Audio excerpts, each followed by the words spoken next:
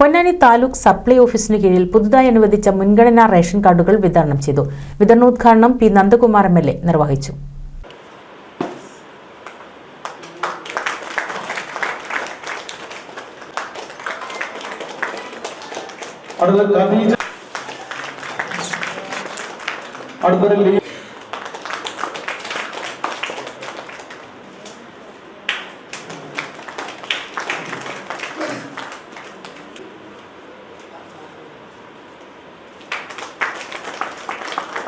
ഒരുപാട് പരിഷ്കാരങ്ങൾ ഈ മേഖലകൾക്ക് ഉണ്ടായിട്ടുണ്ട്.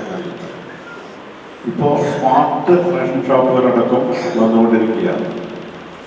അതിന് തുടക്കം കുറിച്ചുകൊണ്ട് കഴിഞ്ഞ ദിവസം ഇവിടെ നമ്മുടെ MES കോളേജിൻ്റെ നേരെ ഓപ്പോസിറ്റിലുള്ള എതിർവശത്തുള്ള ആ റേഷൻ ഷോപ്പിൽ സ്മാർട്ട് റേഷൻ പ്രഖ്യാപിച്ചപ്പോൾ അവശ്യ സാധനങ്ങൾ സർക്കാരിൻ്റെ കേന്ദ്രത്തിൽ കൂടി വിതരണം ചെയ്യുന്ന എല്ലാ അവശ്യ സാധനങ്ങളും അവിടെ കൊടുക്കുന്ന തീരുമാനമെടുത്തിട്ടുണ്ട്.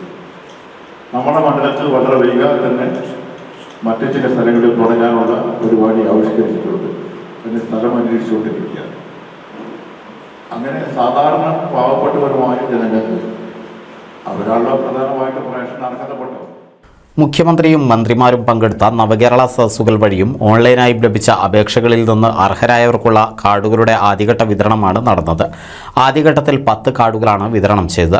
ഓൺലൈനായി ലഭിച്ച അപേക്ഷകളിൽ 566 പേർക്കും നവകേരള സദസ്സിൽ ലഭിച്ച അപേക്ഷകളിൽ 134 പേർക്കും ഉൾപ്പെടെ 700 മുൻഗണനാ റേഷൻ കാർഡുകൾ അടുത്ത ഘട്ടത്തിൽ വിതരണം ചെയ്യും. പൊന്നാനി സിവിൽ സ്റ്റേഷനിൽ നടന്ന ചടങ്ങിൽ എടപ്പാൾ ഗ്രാമപഞ്ചായത്ത് സ്ഥിരം സമിതി അധ്യക്ഷ MP ഷീന അധ്യക്ഷത വഹിച്ചു. മാറഞ്ചേരി പഞ്ചായത്ത് പ്രസിഡന്റ് ബീന ടീച്ചർ, പൊന്നാനി നഗരസഭാ കൗൺസിലർമാരായ BV Seenath, taluk supply officer Mohandas തുടങ്ങിയവർ പങ്കെടുത്തു. NCV news Ponnani.